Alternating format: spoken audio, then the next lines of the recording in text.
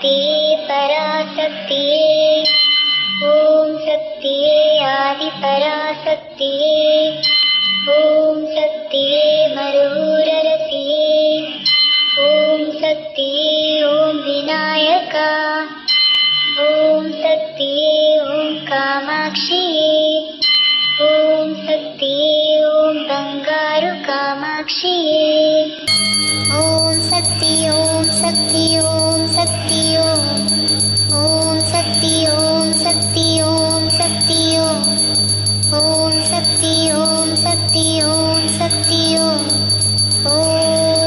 ॐ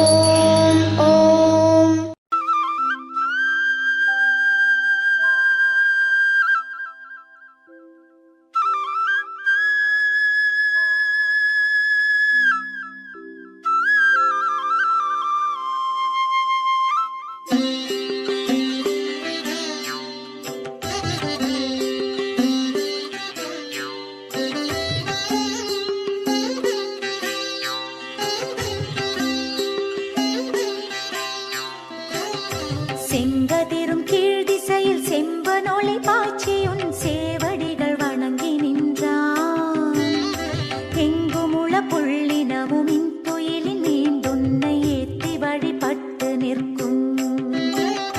பொங்கு தேர் வண்டினமும் தேனுண்டு தேவி உனை சீர்பாடி உலவி நிற்கும். எங்கள் வினை தீர்க்க மேல் மருவத்தூர் குடிகொண்ட எம் தாயை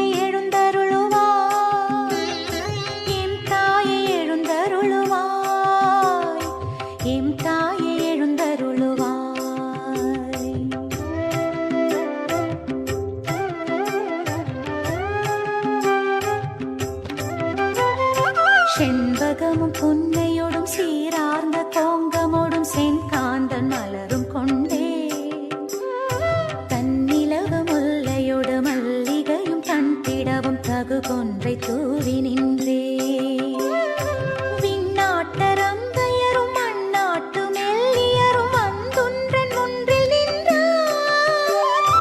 மண்ணுலகம் போற்ற மேல் மருவத்தூர் குடி கொண்ட மாதேவி விழிகள் திறவா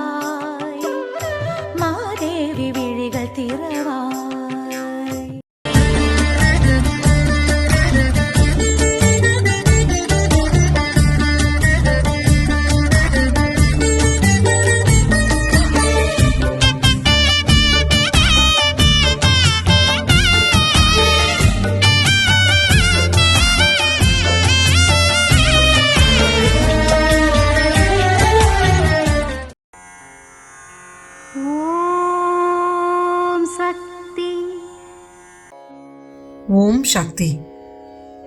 ಮುಕ್ತಿ ಹೊಂದುವುದಕ್ಕೆ ಆಧ್ಯಾತ್ಮಿಕದಲ್ಲಿ ತೊಡಗಿಸಿಕೊಳ್ಳುವುದು ಮಾತ್ರವೇ ಸೂಕ್ತವಾದ ದಾರಿ. ಇದು ಅಮ್ಮನವರ ದೈವವಾಣಿ. ಓಂ ಶಕ್ತಿ.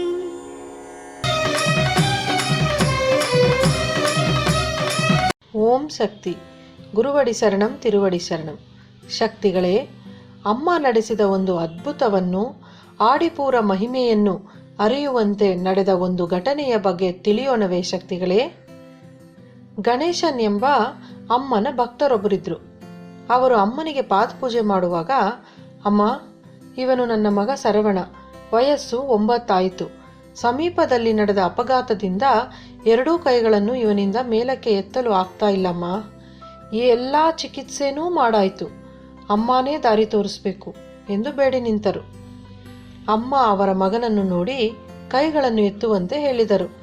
ಅವನು ಪ್ರಯತ್ನಿಸಿ 2 ಕೈಗಳು ತೋಳಿನಿಂದ ಮೇಲಕ್ಕೆ ಎತ್ತಲಾರದೆ ನೋಯುತ್ತಾ ಕಷ್ಟಪಡಲು ಆ ಚಿಕ್ಕ ಹುಡುಗ ಅಮ್ಮನನ್ನು ನೋಡಿ ಅತ್ತು ಬಿಟ್ಟನು.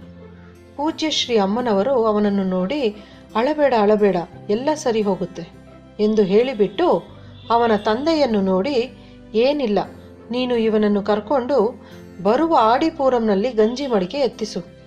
ಅವನು ಮಡಿಕೆಯನ್ನು ಹಿಡ್ಕೊಳ್ಳೋಕ್ಕೆ ಆಗದೇ ಇದ್ರೂ ಪರವಾಗಿಲ್ಲ, ನೀನು ಅವನ ತಲೆ ಮೇಲೆ ಆ ಮಡಿಕೆ ಹಿಡಿದುಕೊಂಡು ಕರ್ಕೊಂಡು ಬಾ. ಅವನ ಕೈಗಳನ್ನು ಅಮ್ಮ ನಾನು ಸರಿಪಡಿಸಿ ಬಿಡ್ತೀನಿ ಎಂದು ಅನುಗ್ರಹ ಪೊರೆದರು. ಆಡಿಪೂರಂ ದಿನದಂದು ಅಮ್ಮನವರು ಹೇಳಿದಂತೆಯೇ ಮಗ ಶರವಣ ತಲೆಯಲ್ಲಿ ಗಂಜಿಯನ್ನು ತುಂಬಿದ ಮಣ್ಣಿನ ಮಡಿಕೆಯನ್ನು ಹಿಡಿದು ಅವರ ಅಪ್ಪ ಗಣೇಶನ್ ಸಾಲಿನಲ್ಲಿ ಬರಲು ಮನಸ್ಸು ಪೂರ ಮಗನ ಬಗ್ಗೆಯೇ ಚಿಂತಿಸಿಕೊಂಡು ಅಮ್ಮನ ವೈದ್ಯಕೀಯ ಚಿಕಿತ್ಸಾಲಯವನ್ನು ದಾಟುವಾಗ ದಿಢೀರೆಂದು ಏರ್ಪಟ್ಟ ಜನಸಮೂಹದಲ್ಲಿ ಅಪ್ಪ ಗಣೇಶನು ಮಗನ ತಲೆಯಲ್ಲಿ ಹಿಡಿದಿದ್ದ ಗಂಜಿ ಮಡಿಕೆಯನ್ನು ಬಿಟ್ಟು ಬಿಡಲು ಆ ಸಮಯದಲ್ಲಿ ಮಗ ಶರವಣ ತನ್ನ ಮೈಮರೆತು ಎರಡೂ ಕೈಗಳನ್ನು ಮೇಲಕ್ಕೆ ಎತ್ತಿ ಮಡಿಕೆಯನ್ನು ಹಿಡಿದುಕೊಂಡನು. ಅವರ ತಂದೆ ಈ ದೃಶ್ಯವನ್ನು ತನ್ನ ಕಣ್ಗಳಿಂದ ನೋಡಿ ನಂಬಲೇ ಆಗಲಿಲ್ಲ. ಕಣ್ಣೀರು ತುಂಬಿ ಅಮ್ಮನನ್ನು ನೆನೆದು ಹೃದಯ ಕರಗಿ ತನ್ನ ಮಗನನ್ನು ನೋಡಿ, ಕಂದ, ಹೇಗಪ್ಪ ನಿನ್ನಿಂದ ಆ ಮಡಿಕೆ ಹೊರಲು ಸಾಧ್ಯವಾಯಿತು ಎಂದು ಕೇಳಲು ಮಗ ಶರವಣ ಹೇಳಿದನು, ಗೊತ್ತಿಲ್ಲಪ್ಪ, ಗಂಜಿ ಮಡಿಕೆಯನ್ನು ಕೆಳಗೆ ಬಿಟ್ಟು ಬಿಡಬಾರದು ಎಂದು ಅನಿಸಿತು. ನನಗೆ ತಿಳಿಯದೆ ಕೈಗಳನ್ನು ಎತ್ತಿ ಹಿಡಿದು ಬಿಟ್ಟೆ. ನನ್ನಿಂದ ಕೈ ಎತ್ತೋಕೆ ಆಗ್ತಾ ಇದೆಯಪ್ಪ ಈಗ ಎಂದು ಹೇಳಿದನು. ನಂತರ ಅಪ್ಪನು ಮಗನೊಂದಿಗೆ ಅಮ್ಮನ ಆಲಯವನ್ನು ಪ್ರದಕ್ಷಿಸಿ ಗಂಜಿ ಮಡಿಕೆಯನ್ನು ಸಮರ್ಪಿಸಿ ಹಾಲಿನ ಅಭಿಷೇಕವನ್ನೂ ಮಾಡಿ ಜೊತೆಗೆ ಹೃತ್ಪೂರ್ವಕ ಧನ್ಯವಾದವನ್ನು ಅಮ್ಮನಿಗೆ ತಿಳಿಸಿದರು. ಆಡಿಪೂರದ ನಂತರ ಪೂಜ್ಯ ಶ್ರೀ ಅಮ್ಮನವರನ್ನು ನೋಡಲು ಬಂದರು. ಮಗ ಶರವಣ ಅಮ್ಮನ ಬಳಿ, ಅಮ್ಮ, ನನ್ನಿಂದ ಈಗ ಎರಡೂ ಕೈಗಳನ್ನು ಚೆನ್ನಾಗಿ ಮೇಲಕ್ಕೆ ಎತ್ತಕ್ಕಾಗ್ತಾ ಇದೆ. ಇದನ್ನು ನಾನು ಶಕ್ತಿ ಹೋಳಿಗೆ ಬರೆದು ಬಿಡ್ತೀನಿ ಅಮ್ಮ ಎಂದು ಹೇಳಿದನು. ಅದಕ್ಕೆ ಅಮ್ಮ ಹೇಳಿದರಂತೆ, ನೀನು ಆಮೇಲೆ ಶಕ್ತಿ ಹೋಳಿಗೆ ಬರೆಯುವಂತೆ, ಮೊದಲು ಇದನ್ನು ಎಲ್ಲರಿಗೆ ಹೋಗಿ ಹೇಳು ಎಂದು ಮುಗುಳ್ನಗುತ್ತಲೇ ಶರವಣನ ಕೈಗಳನ್ನು ಮೇಲಕ್ಕೆತ್ತಿಸಿದ ಅಮ್ಮ ತನ್ನ ಕರಗಳನ್ನು ಮೇಲೆ ಎತ್ತಿ ಆಶೀರ್ವಾದವನ್ನು ಮಾಡಿದರು. ಓಂ ಶಕ್ತಿ. ಗುರುವಡಿ ಶರಣಂ, ತಿರುವಡಿ ಶರಣಂ. ಅಮ್ಮನ ನೆನೆ ಮನವೇ ಮೇಲ್ಮರವೂರಮ್ಮನ ನೆನೆ ಮನವೇ.